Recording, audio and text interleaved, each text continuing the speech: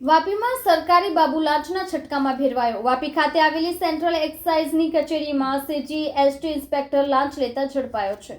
રાજ્ય સહિત દેશમાં ભ્રષ્ટાચારના બનાવોમાં સતત વધારો થઈ રહ્યો છે, ત્યારે વાપી જીએસટી ભવનમાં એસીબીએ સપાટો બોલાવ્યો હતો।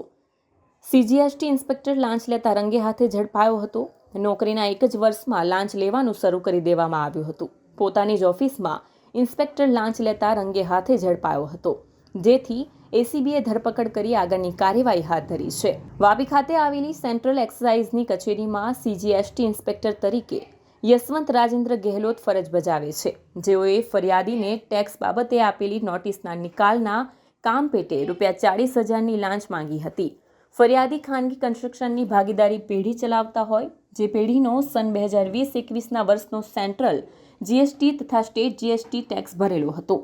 તેમ છતાં સીજીએસટી અને સેન્ટ્રલ એક્સાઇઝના પોર્ટલ ઉપર ફરિયાદીની પેઢીના સીજીએસટી તથા એસજીએસટીના રૂપિયા ભરવા બાબતે નોટિસ મળી હતી।